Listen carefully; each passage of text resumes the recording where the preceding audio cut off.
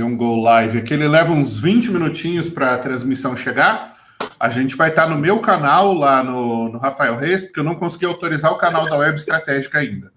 Estou esperando a autorização lá, a conexão com o StreamYard. E a gente vai estar no meu perfil no LinkedIn, que o LinkedIn ainda não autorizou a transmissão via Company Page, mas aí ele puxa as perguntas aqui do lado, eu vou filtrando as perguntas para a gente. Eu uso já para transmissão também de YouTube. Isso aqui é muito bom, né? StreamYard é vida. Então, senhoras e senhores, sejam muito bem-vindos. Eu vi que já temos um primeiro viewer ali. O papo de hoje, o nosso convidado no Conversas Estratégicas é o Gustavo Esteves, da Métricas Boss. Hoje a gente vai falar sobre o que dá e o que não dá para medir, né? Sobre as metodologias de mensuração. O Gustavo já está no mercado, assim como eu, há quase 2 décadas. Né? Marketing raiz. O pessoal fala que chegou aqui quando tudo era mato, a gente chegou aqui e ajudou a plantar o mato, né? Boa. Então, a gente não usava disquete, né? Nossa. Não, outro dia eu vi uma piadinha dessa, o menino chega para a mãe e fala: mãe, imprimiram um ícone de salvar em impressora 3D. No dia que ele acha um disquete. Eu falo, realmente, você pegou uma criança, nunca viu. Sensacional. Muito bom. Então, para quem está chegando aqui pela primeira vez, o Conversas Estratégicas é o nosso papo com especialistas toda última sexta-feira do mês. Esse papo é transmitido simultaneamente no YouTube e no LinkedIn. E a gente traz um convidado aqui para a mesa para falar sobre o que gira em torno do universo do marketing digital. O nosso foco na Web Estratégica é conteúdo e SEO. E aí a gente traz convidados especiais aqui que também estão no mercado, que também estão enfrentando desafios, que também estão se adaptando a todas as mudanças que a gente está passando aí e que podem agregar com muita experiência, com conhecimento para o nosso trabalho. Cara, primeira coisa que eu queria comentar, já vou jogar direto na fogueira, tá? Vou comentar na querosene. Aliás, antes de eu jogar essa primeira, deixa eu te pedir, te dar um espaço para você se apresentar. Boa. Boa, obrigado. Primeiro dizer para mim que é um maior orgulho estar aqui, você sabe que tenho o maior respeito e carinho por você. Então, para mim é... Mãe, zerei a vida. Tô com o Reis aqui fazendo palestra. Boa. Então, brincadeira à parte, uma honra mesmo estar aqui com você, aqui com a Web Estratégica, falando um pouquinho sobre o que eu amo, que é Dados Analytics. Como você disse, né, cara?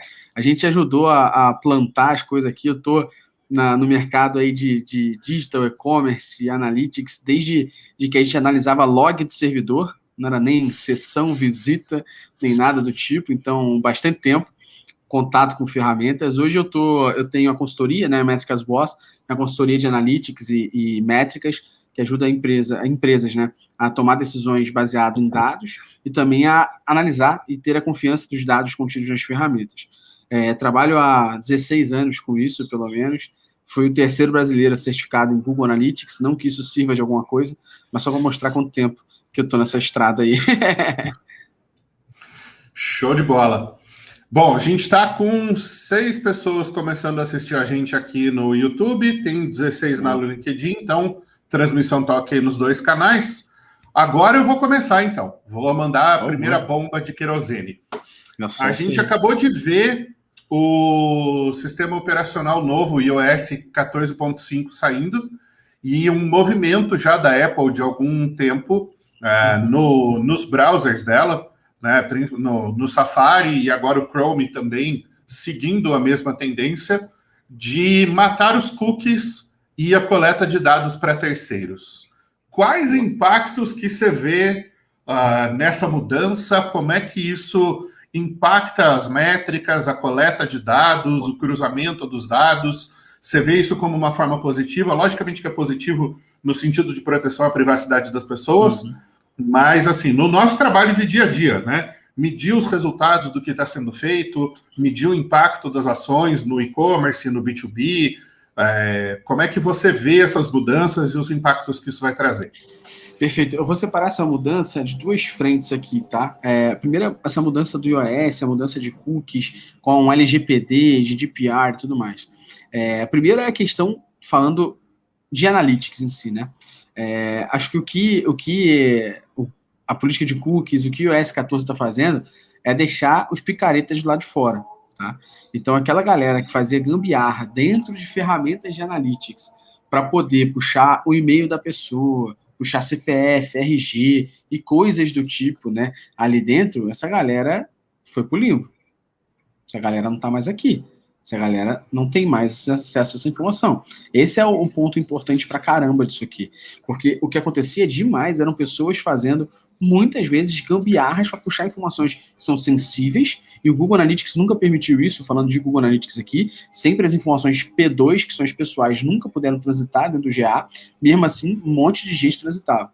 Então, o primeiro pedaço aqui é que isso quebra esses picaretas que mascaravam essas informações e roubavam sem o usuário ter fornecido. Então, a primeira parte é essa. E aí, o jogo, falando ainda de Analytics, ele não muda tanto. Por quê? Porque ferramentas de Analytics, como o Google Analytics, entre outras, elas não coletam o indivíduo Gustavo, o indivíduo Rafael Reis. Elas coletam a massa das pessoas. Então, ela coleta o volume de sessões, o volume de usuários. Isso não é dado sensível, isso não é dado que eu preciso roubar do usuário ou que seja identificável. E aí, uma parte que é bem interessante falando sobre isso é que você, empresa que utiliza a ferramenta, não consegue identificar. O Google talvez consiga, mas aí você não tem nada a ver com isso. Quem tem a ver com isso é o Google, não é você. Saca? Então, quando você fala de política de cookies e iOS 14 aqui, é importante a gente separar essa primeira parte aqui, porque você consegue hoje ter uma política de privacidade e com a proteção de coleta de dados e tudo mais, com até os disparos de cookies ali, e em determinadas situações você consegue até botar com o cookie do seu site sendo disparado na parte de Analytics. Por quê? Porque você não faz nada com isso para o usuário. Essa é a grande questão. Aí é a parte número 2. Que é a parte de publicidade. Aí já era. Porque isso você faz sim. Então, quando você fala de pixel do Facebook, quando você fala de pixel e tags do Google Ads, cara, você está pegando a informação e você está falando com o Rafael Reis no YouTube. Você está falando com o Rafael Reis no Facebook, com o Rafael Reis no Instagram. Você continua sem identificar, mas se identifica de certa forma porque você impacta essa pessoa nas redes e nas mídias. Então, não tem como você não dar para o usuário a chance dele declinar essa informação. Essa é a primeira questão aqui sobre publicidade. E a segunda questão, que é muito, muito, muito importante as pessoas entenderem, é que pergunta para sua mãe se ela sabe que porra é essa. Aí é o clássico, né? Jacob Nielsen, tipo, a sua mãe consegue performar essa ação? Exatamente. Então, vai ter, os últimos dados que eu tenho, tá, Reis, até falando semana passada com o Google da Irlanda, os dados que eles tinham na Europa era de que 80% das pessoas davam ok na política de cookies. 20% davam não. Eu vou dizer para você que 20% que dá não é a gente, né, que conhece e tal, e que talvez não fosse o público daquela mídia para converter, que talvez fosse entrar organicamente, né, Reis, ou diretamente aí, né? Show. Cara, só daqui acho que já tem uns 3 ou 4 ganchos para puxar. Ó, quem já te deixou um abraço ali foi o Eric Casagrande, da SEMrush, grande, que está aqui acompanhando a gente ao vivo. O Eric tem feito um trabalho muito legal, depois que o Felipe foi lá para os Estados Unidos, depois que a Maria voltou para Portugal, acho que agora ela está de volta na Rússia até. Ele tem feito esse trabalho de liderar a comunidade aqui no Brasil e tem feito um trabalho muito legal. A gente estava batendo um papo antes de começar a nossa transmissão ao vivo aqui com o time da Web e dividindo alguns desafios aí do dia a dia, né, da coleta dos dados. A gente tenta trabalhar aqui com uma metodologia que para e-commerce é muito legal, de entender a curva ABC. Né, entender quais são os produtos que geram mais volume de venda, quais são os produtos que geram mais lucratividade, quais são os produtos que eventualmente um e-commerce tem exclusividade ou alguma coisa nesse sentido. E aí o nosso grande desafio, depois de trabalhar com a otimização, de trabalhar com a geração de conteúdo, é conseguir medir individualmente essas implementações. Como é que vocês têm enfrentado esse desafio por aí e que tipo de insights você pode trazer para os gestores, né? Para quem é gerente, coordenador, diretor, CMO, responsável por monitorar o ROI, que tipo de insight você consegue trazer para quem também enfrenta esse tipo de desafio. Boa. A gente estava falando, né, com o pessoal da Web Estratégica, e a gente falou um pouco até sobre isso, né? Sobre como as pessoas muitas vezes analisam os questionamentos e informações erradas. Então, para quem está ouvindo a gente, pode parecer básico o que eu vou falar agora, mas o feijão com arroz bem feito alimenta muita gente. Depois a gente pode ir, né, com carbonara da vida aí. Mas o feijão, arroz bem feito alimenta muita gente. Uma coisa que é muito comum, eu estou pelo menos há 7 anos aqui na consultoria da Métricas, e nesses 7 anos eu lido com diversos tipos de empresas e acontece demais da gente não ter objetivos e KPIs alinhados. As pessoas gostam muito de falar KPIs no plural, isso é uma questão que as pessoas falam muito, mas KPIs só existem no plural se a gente tem objetivos no plural. Então, a primeira parte para mim aqui é qualquer ação que a gente vai fazer, ela tem que ter um objetivo. Qualquer ação que ser feita. E falando aqui de objetivo, e aí sim, esse objetivo que você mediu para aquela ação, você define qual métrica se torna o indicador de performance-chave dela. Então, esse é o básico. Esse é o básico. Então, por exemplo, se a gente fala de uma curva ABC, talvez você tenha um produto que seja um boi de piranha. Qual é o intuito daquele produto boi de piranha? O intuito é trazer o primeiro usuário para o teu negócio? Ok. Ele traz o primeiro usuário? Traz. Mas esse primeiro usuário depois ele converte de outra forma? Quanto tempo que essa pessoa está demorando para converter? Qual o lifetime value dessa pessoa? Então, isso é importante demais. Essa é a primeira questão aqui. E número 2, times comerciais de produtos e times de marketing. Vocês precisam conversar. Deixando muito claro isso para vocês. Por 2 motivos que eu vou dizer aqui. Você, comercial, não adianta você fazer a aposta de um produto, entender a cobertura de estoque daquele produto, pensar na logística daquele produto, pensar na tua margem de lucro. Quem vai vender o produto é o marketing. Se o time de marketing não tiver uma meta alinhada ao time comercial, não adianta. Eu sou marqueteiro, o Rez é marqueteiro, e vamos ser honestos. Para que eu vou vender essa caneta que vai me custar muito trabalho para vender com ticket baixo, se eu não tenho objetivo nem meta nenhuma atrelada à venda dessa caneta? A minha meta é fazer R$1 milhão. Eu vou fazer R$1 milhão. Talvez vendendo fone, que custa 900 prata, 1.000 prata. Um ticket mais alto, com menos dificuldade de vender. Então, se você não tiver sua meta comercial atrelada à meta de marketing, você está ferrado. Um exemplo aqui, claro, tá? Se a gente for pegar um varejão. Por que um varejo vai vender brinquedo em fevereiro? Para que eu vou anunciar brinquedo em fevereiro? Mandar e-mail. Mas o time comercial comprou com a Mattel mais não sei quantas unidades do Max Steel. Tá no estoque. Se o marketing não vender, vai ficar lá, cara. Ninguém vai tirar de lá para sair sozinho vendendo Max Steel. Então, isso para mim é importante. E aí, por último, e não menos importante aqui, terminando de falar, objetivos devem ser mensurados de acordo com cada ação, e cada ação deve ser mensurada de acordo com cada KPI, e você precisa mensurar isso corretamente. E aí, quando eu falo de mensurar isso corretamente, parece que a gente está falando aqui de reescrever, reinventar a rota. Não, é simples. Se você tem como objetivo vender esse fone aqui, você tem que saber de onde veio a venda desse fone. De novo, você tem que comunicar com o teu marketing. O marketing vai te ajudar a entender. Então, o que adianta você querer cobrar no time do marketing que ele mande muito e-mail ao marketing desse fone, se na real esse fone tem 90% de share de venda vindo do orgânico? Você tem que brigar de outra forma, cara. Talvez o e-mail vai te ajudar a potencializar essa venda. Mas tu não pode esquecer o orgânico, porque aí você fala, pô, viu o e-mail de hoje? Saiu o fone. Mas aí, cara, sei lá, fizeram uma estratégia de black hat, deixaram a página mais lenta, saiu do orgânico, e aí? O e-mail não adiantou de nada. Então, o mínimo que você deve saber é, teu produto vende por onde? E acho que essas 3 dicas aqui para tentar ajudar a galera aí. A gente enfrentou um desafio desse aí no ano passado. A gente conduziu, junto com o Eric Casagrande, lá da SEMrush, uma pesquisa com os 100 maiores e-commerces do Brasil. Então, a gente mensurou ali durante 75 dias, mais ou menos, a média de visitas dessas 100 maiores lojas, e isso deu um total de 1 bilhão e 100 milhões de visitas únicas. Pouca coisa. Não, é doentio, assim, o volume de visita é insano. Era como se cada loja, né, dessas 100 aliás, como se somadas essas 100 lojas, cada brasileiro tivesse visitado 5 vezes, pelo menos alguma dessas 100. Né? Então, assim, é muita coisa. E aí a gente usou isso para criar um benchmark, né? Um parâmetro de mercado em termos de tráfego orgânico, de tráfego patrocinado, de tráfego de social, e os números, eles variavam muito de acordo com o segmento. Então, a gente reparou, por exemplo, que no varejo existe uma tendência muito grande de que 52%, 53% das visitas sejam visitas diretas pelo brand. Né? Então, você digita a marca no navegador e já entra direto no site, ou você só dá aquela batida do brand no Google e pula direto para o site.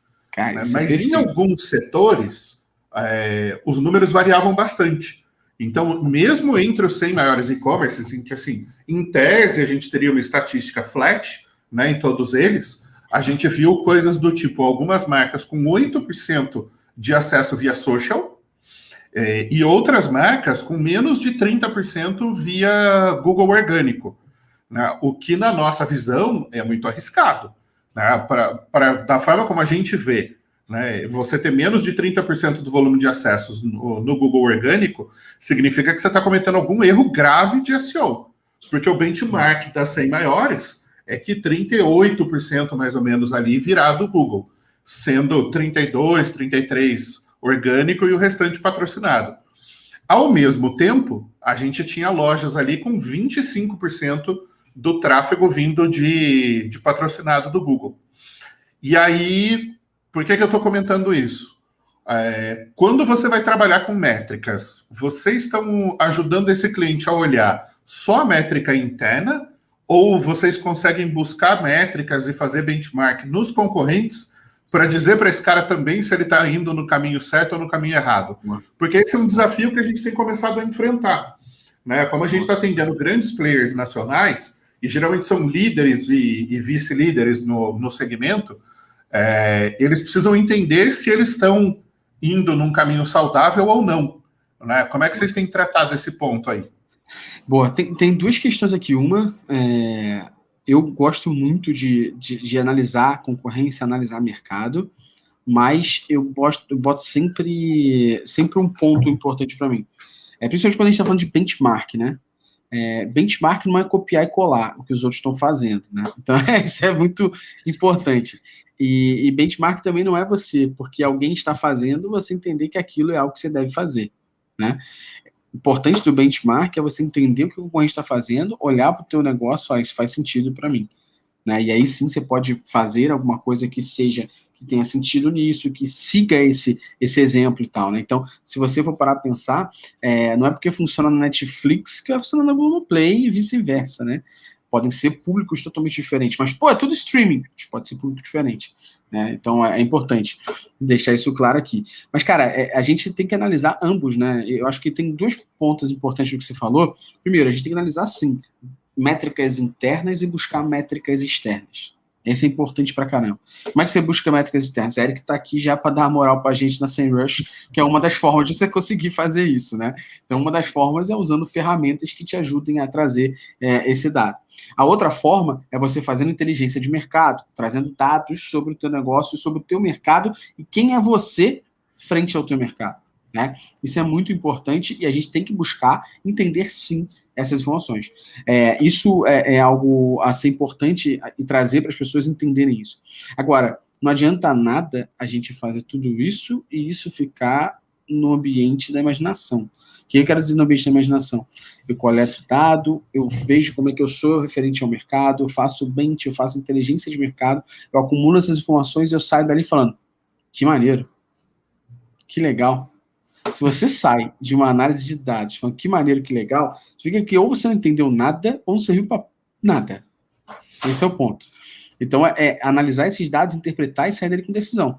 E aí você cada vez mais revisitar essas informações, revalidar, trazer novos pontos internos. E também, em cima dessas análises de métricas internas e também análise de métricas externas de mercado, é você fazer a segunda parte, que é separar em métricas quantitativas e métricas qualitativas. E isso é muito importante. Não é porque... Esse é um exemplo maravilhoso, né, cara? A gente conhece varejos absurdos que vendem horrores e são players no mercado, mas não dão lucro há 7 anos. Uhum.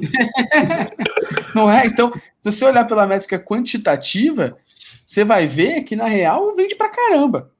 Mas se você for olhar pela qualitativa, os stakeholders, os investidores estão tendo resultado sobre isso? Eles estão tendo retorno sobre essa venda? Não. Então eu quero vender igual a ele, com margem de 0,02% e não fazer o negócio acontecer. Então é muito importante a gente unir essas duas métricas, quantitativas e qualitativas. E aí acho que o recado aqui é que as métricas quantitativas, elas vão te ajudar a entender o que está acontecendo.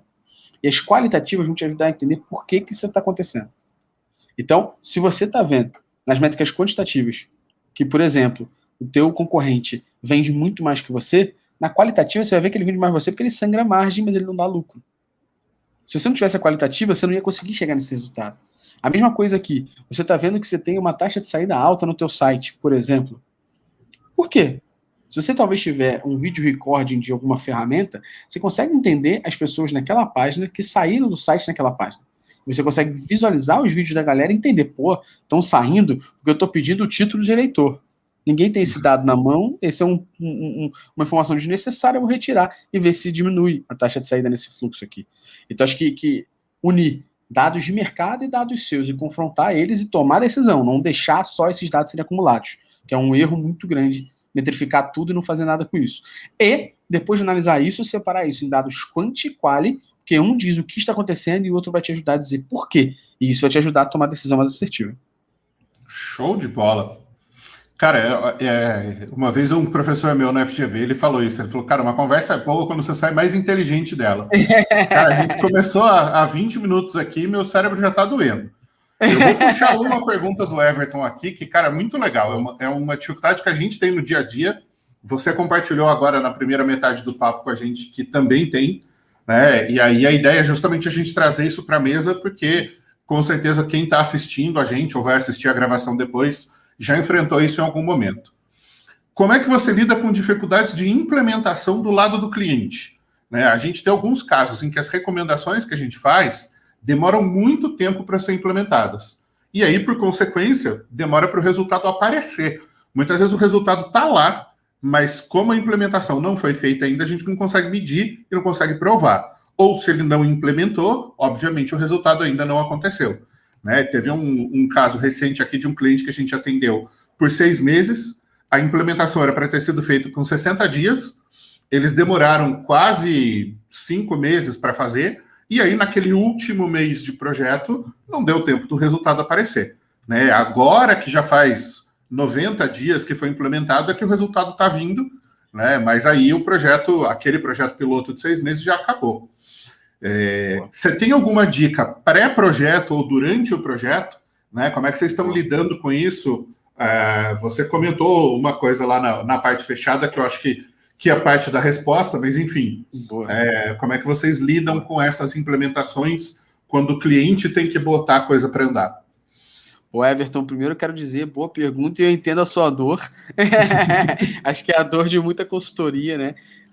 E isso é algo que a gente tem que, com algumas formas, tentar combater.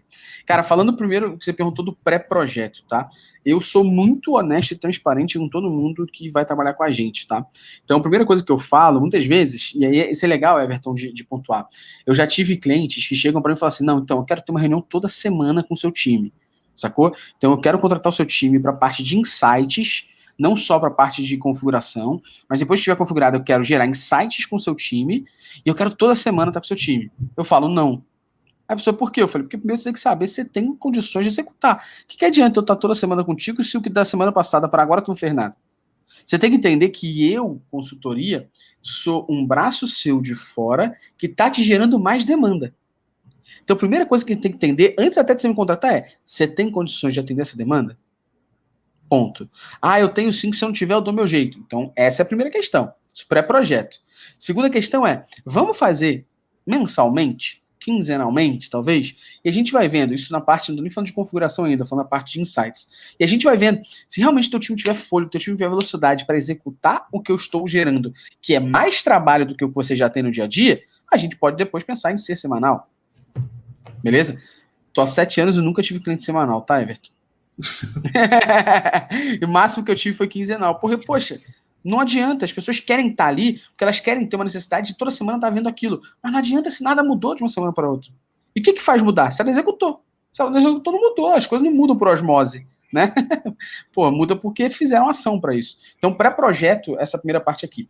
Na parte de configuração, também pré-projeto, a gente acorda com o nosso cliente um cronograma. Beleza? Eu não executo a próxima etapa do... A gente tá fazendo isso agora, tá? Eu não executo a próxima etapa do cronograma se aquela primeira não tiver terminada. Beleza? Então, o cliente fala assim, pô, mas você não pode ir adiantando essa segunda etapa? Não, não posso. Por quê? Por que vai adiantar? Eu vou adiantar e vou ficar parado.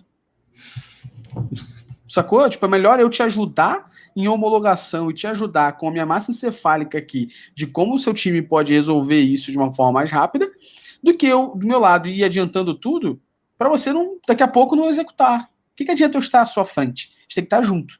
Então isso eu faço do meu lado aqui. E aí, durante o projeto, tem duas coisas que eu faço também. A número 1 é uma métrica que a gente desenvolveu interna aqui na Métricas, que é o coeficiente de execução. Beleza? Então, o que é esse coeficiente de execução? A gente pega tudo aquilo que a gente mandou para o cliente e tudo aquilo que o cliente executou. Em cima disso, a gente gera uma informação que é basicamente quantos por cento dos insights gerados o cliente executou ou não. Se ele estiver abaixo de 60%, acende para a gente uma luz vermelha. Por quê? Porque a gente está gerando mais informação do que o cliente está tendo velocidade de executar. O que a gente faz aqui do nosso lado, então? Antes da gente fazer uma próxima reunião que vai gerar novos insights, a reunião a gente vai fazer só para a gente revisitar todos eles. E aí, acho que você pode utilizar, Everton, para priorizar isso, acho que não precisa reinventar. Você pode utilizar lá o método RICE da vida, né? Reach, Impact, Relevant e tal. Você pega as informações dos insights que você gerou, joga dentro do RICE ali para você ver como é que você prioriza. Em pequeno, curto prazo, longo prazo, médio prazo. E isso eu separo com o meu cliente. Em cima dessa separação, o cliente vai executando ou não. Se o cliente não executa, antes de eu fazer uma próxima reunião para gerar mais novas demandas para ele, o que eu faço? Eu faço uma reunião para bater os pontos. E para mim, Everton, é um grande sinal vermelho quando ele não executa por dois motivos. Um, eu estou levando mais informação para ele do que ele está tendo condição de executar. E número 2, pode chegar um momento que ele fala assim, vamos pausar o serviço? Porque tem tanta coisa aqui que eu tô para fazer que eu não consegui, e aí não adianta. Vamos fazer o seguinte, eu vou matar aquelas tarefas que você gerou, e quando eu matar, eu te chamo para a gente medir o resultado e gerar novas. Então, não só para a saúde do cliente, mas para a minha também, né? Essa métrica é importante. Espero ter te respondido e ajudado aí. Não, com certeza. Ele até já te agradeceu aqui. É um desafio que a gente enfrentou recentemente. Né? Aliás, dois casos. Teve um caso com um cliente nosso, que o backlog já estava em 4 meses, e ele não diminuía nunca, né? Ele não diminuía para 3, não diminuía para 2, ele estava flat em 4 meses, então ele falou, cara, eu preciso parar de alimentar o backlog, matar toda a fila, uma vez que eu não consigo contratar mais gente, e aí depois a gente retoma. E aí a gente foi convidado para uma concorrência faz 10, 12 dias, o processo está em andamento, inclusive, e uma dor que eles colocaram foi essa. Eu falei, olha, eu conheço a empresa que te atendia antes, conheço o consultor, é um amigo meu e coisa e tal, um dos melhores do Brasil, e aí eu perguntei abertamente, né? Eu falei, mas por que vocês romperam o processo com eles? O que não deu certo? E aí ele falou, não, o processo foi maravilhoso. O problema é que eu estava sem braço, né? Eu não conseguia implementar, e aí ele estava gerando coisas novas no backlog, novas implementações, e eu não conseguia botar para andar. Então a gente parou tudo, organizou a casa, né? É um cliente grande, fizeram um follow-on no mercado para captação de recurso, compraram players e coisa e tal, e agora é que eles estão retomando o processo aí para fazer acontecer.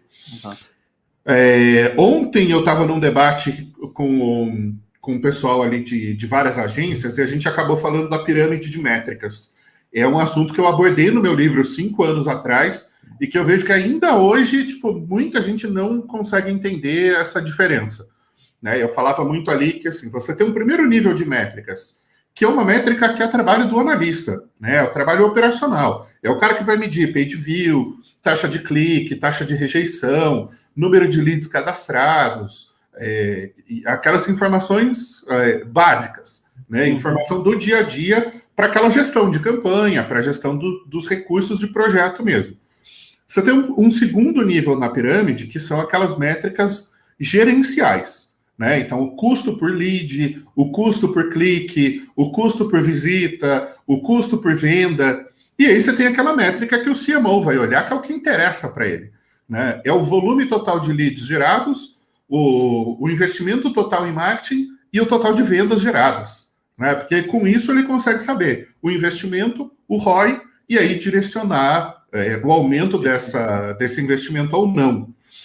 Mas eu sinto hoje no mercado um gargalo muito grande aqui no segundo nível, né? É entender, por exemplo, quais canais estão trazendo mais resultado, quais canais estão trazendo lead mais qualificado, né? O pessoal que trabalha com inbound, que trabalha com funil, sempre fala que um grande desafio é qualificação de lead. Eu falo, cara, você resolve isso com metrificação, né? Você resolve isso monitorando da onde vêm os leads e qual é o lead que converteu lá na frente. Você olha para trás e fala, bom, esses canais, essas campanhas, esses conteúdos estão me trazendo os leads certos. Beleza, colocado o cenário. Aí, a minha parte é a parte fácil, é só fazer as perguntas. Né? Quem trabalha é você. Não.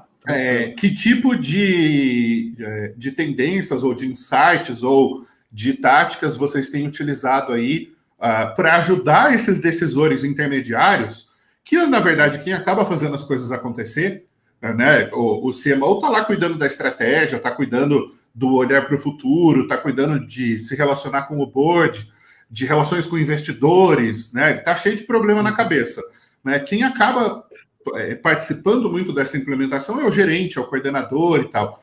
Como é que a gente consegue ajudar essa galera a medir esses canais, a trazer esses números à tona e para onde que esses caras têm que olhar para se afogar menos no dia a dia? Boa, eu vou dizer algumas coisas aqui. Primeiro, cara, tem um cara da gringa chamado Michael Pipo. E ele lançou recentemente não é uma estratégia, meio que um framework de analytics e tal, que ele pergunta se o seu analytics é crap ou care. E aí, quando ele fala se o seu analytics é crap, ele fala, você coleta dados, né? Collect data, report, avoid analysis e postpone the action. E quando ele fala de care, ele fala collect data, analyze it, recommend the action e experience by execute. Ou seja, você coleta dados, gera reporte, não faz nada com a análise e posterga a ação, ou você é care, você coleta dados, analisa, recomenda, experimenta. Cara, isso é o básico de tudo, né? Então isso aqui, ele falou algo ali que é o básico de você criar um framework de analytics na qual você analisa o dado que é importante, toma decisão com isso, executa a decisão que você tomou e volta à primeira etapa, onde você analisa o dado, executa, toma a decisão, executa isso. Então, isso é um fluxo constante. E aí, quando você fala dessa pirâmide aqui, e até falando basicamente da primeira base, ali, onde a gente está falando da galera de mídia, a galera medir retorno sobre investimento e tal, tem uma segunda questão que é muito importante sobre entender a ferramenta que você está usando. Essa parte é muito importante. E é uma coisa que eu ouço o tempo todo, eu não aguento mais falar isso na minha vida, e eu vou falar aqui agora para ver se mais gente ouve, mais gente fica guardando isso, os dados do meu Facebook não batem com os dados do meu Analytics. Beleza? Os dados do meu Google Ads não batem com os dados do meu Analytics. Os dados da minha mídia XPTO não batem com o Analytics. Porque não vai bater. Porque cada um tem sua forma... Nunca vai. Cada um tem sua forma de mensurar isso. Cada um tem sua maneira de mensurar isso. Gustavo, então você recomenda que eu não olhe o Facebook, que eu não olhe o Google Ads, eu olhe o Google Analytics para isso? Na realidade, quem tem que tomar a decisão é você.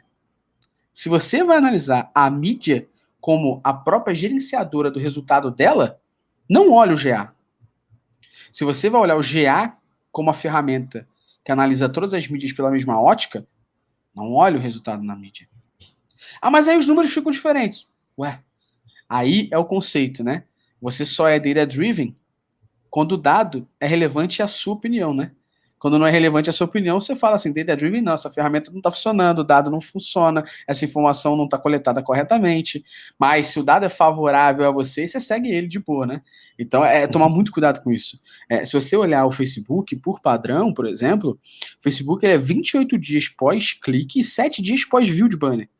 Esse view de banner do Facebook nunca vai ser mensurado no Google Analytics. Por quê? Porque o Google Analytics mede se a pessoa entrou. Ah, então o Facebook tá roubando? Não necessariamente tá roubando. Ele mede da forma dele. Ponto. Mas se você medindo o que ele envia, você vai medir o que você recebe. Isso aí. É isso aí. Se você for olhar e você fizer a conta do quanto que o Facebook disse que fez para você, quanto que o Google Ads disse que fez para você, quanto que a ferramenta de retarget disse que fez para você, a mídia programática disse, o número das 4 somadas vai ser 2 vezes maior do que de fato entrou. Ah, então você está defendendo que a melhor forma de fazer isso é com o Google Analytics? Na real, a melhor forma de fazer isso é fora da mídia. Por quê? Eu tenho aqui a resposta matadora para você. Se eu chegar pro Rafael Reis aqui e falar, Reis, você achou que a live foi boa? Aí o Reis não olha a ótica do que eu falei. Ele vai olhar a ótica só do que ele falou. Ele vai olhar só as perguntas que ele fez. Ah, minhas perguntas foram ótimas. Então eu vou julgar que a live foi maravilhosa. Beleza? Check. Aí eu, Gustavo, tenho a mesma pergunta. Gustavo, você acha que a live foi maravilhosa? Só que eu não posso falar das perguntas do Reis. Eu vou falar só dos meus comentários. Ah, eu fiz comentários muito inteligentes, a galera interagiu e gostou. Então a live foi maravilhosa. Você entendeu que eu analisei só a minha parte, o Reis analisou só a dele, cada um analisou pela sua ótica, que fez sentido para si. Quando eu falo aqui de usar o Google Analytics, é porque você está olhando todo mundo pelo mesmo modelo de atribuição. Qual é? O último clique não direto, não é last click, é o último clique não direto. E aí, se você começar pelo menos a entender isso, começar a ajudar a analisar de forma mais correta isso, entender que existem que o modelo de atribuição não é last click, como te falam erroneamente há anos aí, é o último clique não direto, se você usa o Google Analytics, você começa a entender que existe um negócio chamado modelo de atribuição. Aí você fala, caramba, eu posso analisar o resultado das mídias por outras formas de análise? Pode. E aí você começa a entender que existem outras formas de análise, aí você vai cair num problema. Qual o problema que você vai cair? Toda vez que você for olhar outro modelo de atribuição que não seja o último clique não direto, o tráfego direto, né, o direct/none, vai explodir. Por quê? Porque, como o Reis já até falou em outra ocasião, se eu entrar hoje aqui no Google e buscar pela web estratégica, clicar e acessar o site, apertar o X e ir embora, abrir meu Google Chrome de novo e pesquisar agora dentro do meu navegador o web, ele já vai me recomendar a web estratégica pelo site. Eu vou entrar e vou fazer um tráfego direto. Mas, na real, eu estava buscando isso. O próprio navegador me forçou a acessar de forma direta. O que vai acontecer com o tráfego direto? Vai explodir. Então você vai falar assim, putz, então eu tenho um problema. Qual a melhor forma de analisar? Aí você vai entender por que o modelo é o último clique não direto. E aí você começa a evoluir e fala assim, caramba, existe uma outra ferramenta do Google, pouquíssimo explorada, chamada Google Attribution, que permite que você tenha um modelo de atribuição chamado Data Driven Attribution, que vai medir a origem do acesso do usuário por diferentes mídias. E vai pegar essas diferentes mídias do usuário e vai entender se de fato, através de uma teoria, e eu não vou entrar muito em matemática aqui, mas é uma teoria de jogos de um matemático muito renomado, e vai entender o seguinte, quando o Rafael Reis fez uma compra, ele acessou orgânico e depois ele acessou pelo Google Ads, remarketing do Google Ads, ele fez uma compra. O Gustavo acessou orgânico e depois acessou o Facebook Ads e fez uma compra. E aí o Google Alves acessou pelo orgânico, depois e-mail marketing, fez uma compra. Qual a mídia mais relevante? É o orgânico. Porque você percebeu que o fator que mudou nas 3 conversões foi a mídia final? Então, qual foi a mídia mais importante? O orgânico. O que ele vai fazer, então? Ele vai dar um share de importância para a mídia orgânico maior do que para a mídia e-mail, Google e para a mídia Face. E aí, aquela tua resultado que foi de R$1.000, na real, foi 700 do orgânico e 300 no Facebook. 300 e tal. Então, em cima de uma teoria de jogos, que é basicamente o seguinte, eu vou entender o comportamento de todo mundo, em cima desse comportamento de todo mundo, eu vou retirar algumas mídias aqui nesse comportamento para entender quais são as que fazem sentido, que é o fator determinante daquela conversão, mesmo que não seja o último canal de venda. Entendeu como é que você vai construindo a história aqui, você vai evoluindo? Você entendeu? Tipo, é essa forma que as pessoas têm que fazer. Então, quando a galera aqui na base da pirâmide, e até quem está no topo da pirâmide, começa a falar, mas você está olhando o last click, você fala, pô, senta que lá vem a história. Putz, falar de novo pra galera que esse negócio de last click só existe pra mídia. E que, inclusive, quando a mídia fala que é last click, é que ela tá dizendo pra você, abertamente e honestamente, que todo canal que vem depois dela não importa. E você não tá se ligando nisso. Então, acho que o básico é você entender isso e evoluir nessa escadinha. Até que você chega num supra-sumo, para terminar aqui, Reis, que é o caso da Simpla. Todo mundo conhece a Simpla, né? Etiqueteira e tudo mais. A Simpla, ela tem um modelo de atribuição próprio, desenvolvido por eles. Por quê? Porque eles entenderam que o comportamento do cliente deles é muito diferente. E às vezes, eu, Gustavo, estou com um evento vendendo na Simpla e faço divulgação. Mas essa pessoa entrou, foi embora e depois a Simpla falou de um evento de SEO do Reis. A pessoa viu o evento do Reis e embaixo tinha a sugestão do evento do Gustavo. A pessoa foi lá, clicou na sugestão e comprou agora o meu ticket. Eu vou dizer que a conversão é de quem? Então, eles criaram o próprio modelo deles para entender essa jornada, criaram a própria janela de atribuição, mas eles fizeram essa escadinha, até chegar nesse nível que é o supra-sumo, que envolve muito mais do que só Analytics, envolve Data Science, entre outras coisas, para você chegar e desenvolver o seu próprio. E hoje, conheço poucas empresas no mundo que têm seu próprio modelo de atribuição. Aliás, a hora que você falou de modelo de atribuição, eu lembrei de um artigo que eu escrevi muitos anos atrás e dei um Google aqui em modelo de atribuição. Curiosamente, eu estou em segundo lugar com um artigo de 2014 sobre o modelo de atribuição. Nesse momento, o senhor está intimado a escrever um artigo mais atual e melhor do que aquilo que eu escrevi em 2014 para a gente publicar lá. Porque, cara, essa é uma dificuldade que eu vi muito no modelo, no mercado de afiliados, né? Porque o pessoal quer sempre trabalhar com last click. Eu falo, cara, não dá, é injusto você trabalhar com modelo de last click.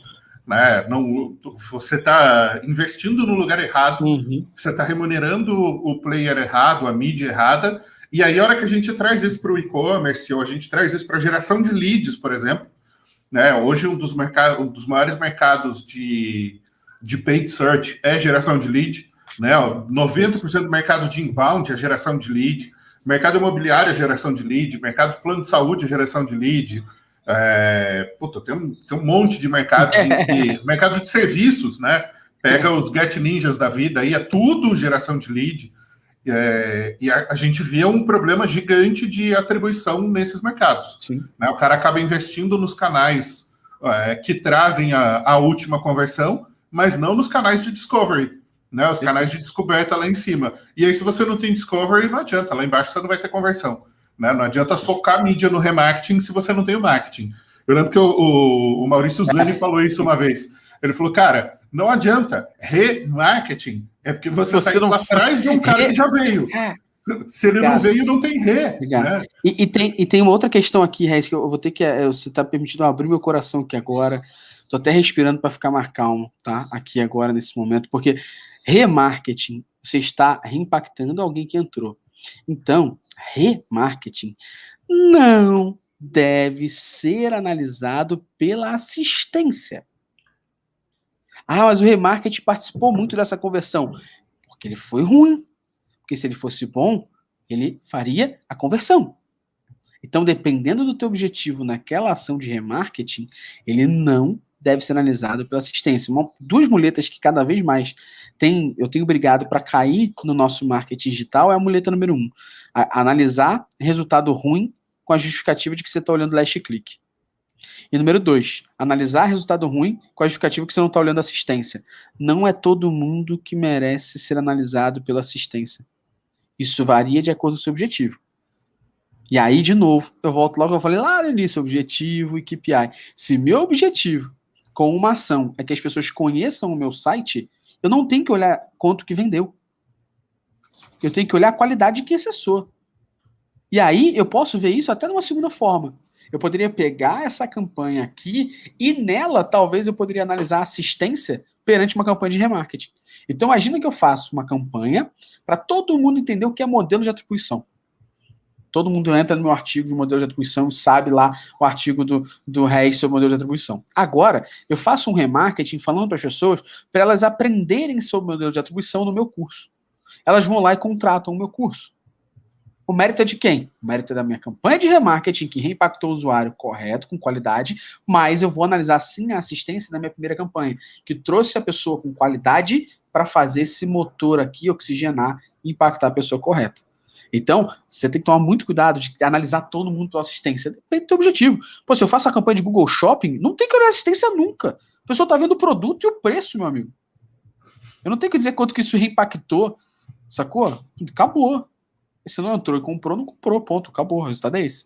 E aí sim pode falar que o resultado é esse, ponto. Agora, em outras ações, como o Regis falou, topo de funil, meio de funil, fundo de funil, a estratégia que você faz, se você atrelar muito bem o objetivo de cada uma delas, você atrela muito bem o KPI de cada uma delas, aí você analisa todo mundo corretamente. Tem duas coisas muito injustas, que é analisar o awareness por conversão e analisar campanhas que são de conversão por assistência.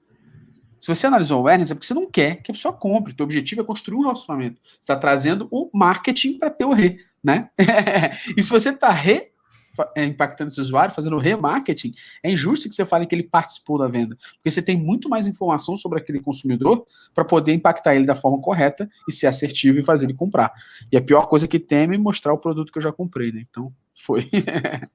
É aquela história. Não adianta você querer lead qualificado se você não tem lead. Né? Para qualificar, você tem que ter lead. Não adianta. Né? Ah, mas eu quero 100% de lead qualificado. Falou, velho, nem Jesus Cristo te entrega 100% de lead qualificado. Né? Você vai ter que ter lead e depois lead qualificado. Né? Muito bom. Não. Jesus, nem Jesus transformaria lead em lead qualificado, né? Isso aí ele fez com água para o vinho. Agora, tinha água, né? Tinha água. Sem água não tem o que transformar. Sem água não tem o que transformar. Agora, vamos fazer um ping-pong aqui no final. Sexta-feira, quase 5 horas da tarde. Daqui a pouco o povo já quer ir encher o caneco, né? Amanhã é dia do trabalho, o dia em que não se trabalha. Né? Dessas incríveis coincidências da história da humanidade. Cara, se você tivesse que recomendar as 3 métricas mais importantes que o analista tem que olhar todo dia. 3 métricas mais importantes todo dia. Sessão. Você tem que saber a quantidade de pessoas que estão acessando, é importante isso. Se você não olha a sessão, você está fazendo conta até de meta errada. Você sabe o seu ticket médio, o produto que você vende. Esse ticket médio você tem que saber a transação. Com a transação você tem que fazer a escadinha da taxa de conversão. Com a escadinha da taxa de conversão você tem que saber quantas sessões você tem que trazer. Então aqui acabei de falar todas, né? É a escadinha, né? Você traz a sessão, você sabe a qualidade dessa sessão e a tua taxa de conversão ali. A segunda questão. Terceiro, você sabe qual é o seu ticket médio, então você sabe que talvez ou você vai aumentar a taxa de conversão, ou talvez se você tem uma taxa de conversão estável e está difícil de aumentar, você tem que trazer mais gente para manter aquela qualidade de taxa de conversão e aumentar a receita. Então, basicamente, assim, 3 básicas que todo mundo tinha que estar na ponta da língua. Eu vejo um analista bom assim, quantas sessões você tem por mês? 30 mil. Ponto. Qual a sua taxa de conversão do mês tal? Tanto. Isso é uma pessoa que está olhando ali as 3 métricas básicas para fazer o jogo ali, o jogo das variáveis funcionar, né? É engraçado que a gente está acostumado a olhar funil, a gente sempre pergunta de trás para frente, né? Eu falo, cara, quantas vendas você quer fazer? Ah, eu quero fazer 500 vendas. Qual que é o teu ticket? É tal. Qual que é a tua taxa de conversão de visita para venda? Como assim? Falei, cara, sem saber o número de sessões que você tem e sem saber o número de vendas que você faz no final, você não consegue montar o funil. Né? Eu lembro que uma vez no INSPER, dando aula lá, eu montei um funilzinho, né? E aí ele ia lá, tipo, 5.870, 13. Aí o cara olha assim, nossa, mas parece um funil, né? Eu falei, é por isso que ele chama funil. Ele não parece um funil, ele é um funil. Né? Nossa, mas por que cai tanto de lead para lead qualificado? Eu falo, porque é uma coisa você dá um e-book para o cara baixar aqui de graça, todo mundo baixa. Outra coisa é o cara poder ter 20 mil reais para pagar no teu produto, né? São coisas diferentes. Não, e é legal só um ponto sobre isso, é que isso você pode fazer em tudo, né? Então, por exemplo, eu tenho uma área de e-mail marketing, beleza. Quantos disparos de e-mail você tem que fazer? Eu não estou falando de falar para a base toda, né? Você pode segmentar e falar para diversos públicos diferentes. Mas até a quantidade de disparos que você tem que fazer naquela semana, naquele mês, dá para você fazer o cálculo. Você sabe qual é a sua taxa de abertura, você sabe qual é a sua taxa de clique, você sabe qual é a taxa de conversão do e-mail. Você vai descendo a escadinha. Então, se a taxa de conversão é 1%, a taxa de clique é tanto, a taxa de abertura é tanto, você sabe que você tem que, nesse momento, com o cenário que você tem, disparar tantos e-mails. Aí ou você melhora o subject para ter uma abertura maior, você aumenta a peça e o que você está ofertando no conteúdo para ter um clique maior, e aí você melhora a experiência do teu usuário para ter uma taxa de conversão maior. Então, aos poucos você vai evoluindo. Isso pode ter para tudo, né? Não só para visita e venda, mas para disparo de e-mail, por exemplo. Aí, próxima. quais são os 3 erros mais comuns que você vê e que, assim, cara, isso já não deveria mais existir em 2021? Tá. Só 3, né? Não, só 3, porque senão a gente não acaba no horário. Boa. Então, erro número 1, achar que a ferramenta responde tudo. Ferramenta é meio de processo, não é início nem fim. Início é você saber o que você quer, o meio a ferramenta é responder, o final você executar. Ainda somos nós, os seres humanos, que tomam as decisões por trás das ferramentas. Não adianta nada pegar a melhor ferramenta se você não tem capacidade de interpretar. E as pessoas são desesperadas por ferramentas, mas quem toma a decisão somos nós. Então, a primeira questão é achar que a ferramenta vai responder tudo. E aí eu pego uma ferramenta mais cara possível, faço o setup e não tenho ninguém atrás por capacidade de execução. Já vi isso acontecer muito em diversas empresas, não só de analytics aqui. Essa é a primeira coisa, número 1. Coisa número 2, você não ter foco na hora de analisar dados. O que eu estou falando de foco? O processo básico é você criar uma pergunta que você quer responder, a ferramenta é você acessar para responder a tua pergunta, você sair dali com uma decisão e com a execução. E aqui nesse meio é onde as pessoas perdem muito foco. É o conceito que eu chamo de data stuff. Você tem tanto dado que você está analisando, e às vezes você ficou 4 horas e saiu dali com nada feito. Por quê? Que você se perdeu.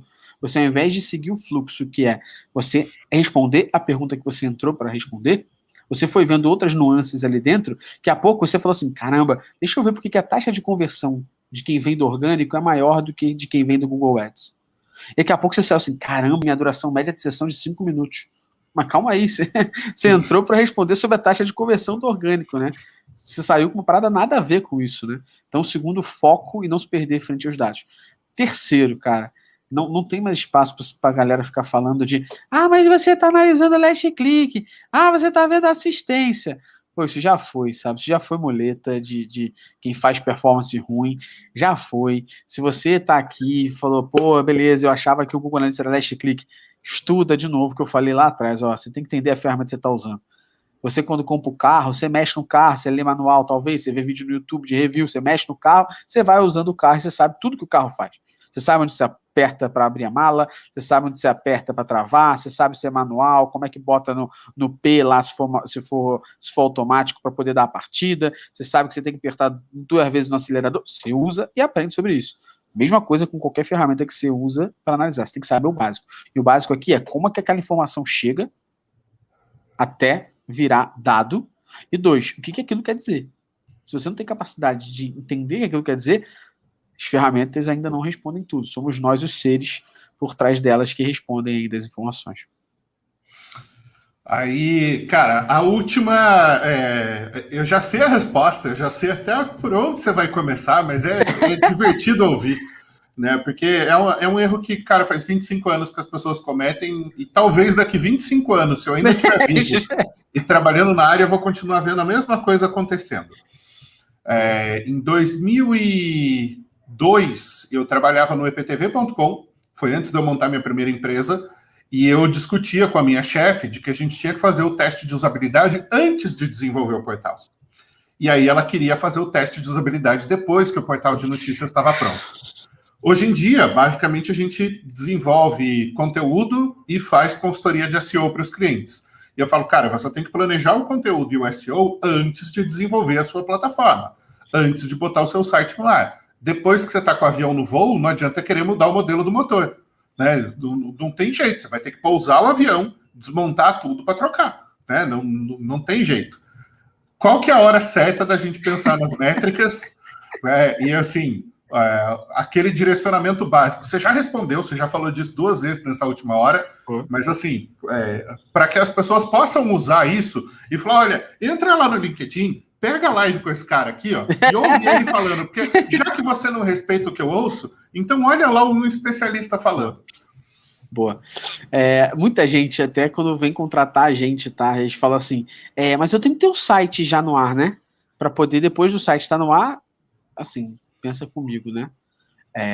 Você quer saber os ingredientes da sua comida, beleza? Eu dou uma comida pro Rez. Aí chega alguém pra mim e fala assim, quais foram os ingredientes? Só que não pergunta pra mim que foi o cozinheiro, pergunta pro Rez. O Rez já comeu a comida toda. E aí? O Rez tem como saber os ingredientes? Não, porque não lembra. A mesma coisa, tu lançou o site. Você não tem uma ferramenta que mensura. Como é que você vai saber depois dos dados? Como é que você vai saber? Não tem. O básico é que não existe momento, se não o momento inicial, de você ter tudo ali mensurado. E assim, o trabalho de analytics não acaba. Errado é quem pensa que acaba. O trabalho inicial é você, junto com o site sendo lançado, ter toda a estrutura de dados montada para que assim que o site comece a gerar a primeira visita, você tenha isso mensurado. Só que o trabalho não acaba. O trabalho é contínuo, porque é um ciclo vicioso. Você vai analisar a informação, tomar decisão, executar e mensurar. E é isso que você vai fazer o tempo todo. Se você não executa, você não tem o que fazer. Aí sim, é um momento que você não vai ter o que fazer. Você não executa, você está esperando que as coisas mudem por osmose, não vai mudar. Né? Você não tem que medir de novo. Então, o momento certo é quando você vai lançar o negócio. E aí você tem que já lançar com os dados ali. Segunda questão é ter um ciclo de análise. Se você é a pessoa na sua empresa que toma decisão e tal, que está mais à frente do GA, porque é muito difícil você ter o responsável, né, pelo GA, você tem alguém que entende do assunto muitas vezes, aí virou o chefe da área ali, a chefe da área e tal. Então, se você cria um ciclo na qual você vai, naquele dia, se dedicar a analisar a informação, ou então de tantas horas na semana. Eu criei esse ciclo, na época que comecei a trabalhar com isso. Esse ciclo cresceu depois e virou uma reunião que a gente chamava reunião de SIMP, lá que era tomar decisões baseadas em dados, papapá. Uma vez por mês a gente chamava as pessoas de cada área e com as minhas análises a gente debatia as execuções deles durante o mês. Sacou? Então é um ciclo que eu era o responsável de analisar as informações e junto a eles debater a execução para chegar naquele número ou corrigir aquele problema. E aí, por último, para de pensar a pior hipótese mais trabalhosa possível. E aí, se puder dar um case aqui muito rápido. Quando eu trabalhei na época que o Buscapé era o maior comparador de preço, né? E aí a gente tinha um problema muito forte que era as pessoas clicavam no Buscapé pelo preço que era parecido no Buscapé, entravam no meu site e o preço era outro. Coisa que acontece hoje em dia ainda, né? Porque muitas vezes o preço que você está anunciando é o à vista, ou às vezes, eu nunca entendi essa do à vista, tá, porque não faz sentido, mas enfim, às vezes o preço promocional era no carrinho de compras e tudo mais. Então uma coisa que a gente fazia, a gente não tinha um problema nosso técnico, que a plataforma era desenvolvida por nós, que a gente não conseguia exibir o preço promocional na página de produto, a gente exibia só no carrinho. Então o que acontecia? O usuário via lá um óculos por R$300. Quando ele clicava, estava 390. R$90 mais caro. Como é que ele ia descobrir que isso está errado? Como é que ele ia descobrir que eu vou dar R$300 para ele, só no carrinho? Ninguém me informava. E aí a galera, não, mas isso tem que mudar a plataforma. Eu falei, ó, você me desculpa, eu vou fazer a parada mais simplona possível. E se der resultado, a gente justifica as horas dos desenvolvedores parados para fazer essa porra direito. Beleza? O que você vai fazer? Eu vou botar um banner em cima do preço do botão comprar. E a pessoa, para ver o preço e o comprar, tem que fechar o banner. E o banner vai estar escrito assim, preço promocional visualizado no carrinho de compras. Só isso. Só isso. Taxa de conversão de 0,65 para 4,90. Não, só fiz um negócio básico. Botar um banner para a pessoa em cima do preço do botão comprar, com um aviso, e ela só pode ver se ela fechar. Ou seja, ela viu a informação. O que ela faz? Avança até o carrinho, pô, para ver o preço promocional. Aí sim eu tô falando da linguagem do usuário. Ou seja, eu não fiz nada magnífico, fiz o negócio mais simples possível, para depois reinventar a roda e pensar em inovação. Cara, genial, genial. Inclusive, a gente tinha falado de alguma coisa essa semana. Você falou, a gente vai falar disso na live depois. Verdade. E aí a gente acabou deixando passar. Mas eu não vou nem puxar esse tópico agora, que já deu o nosso horário. A gente vai fazer uma próxima falando sobre isso.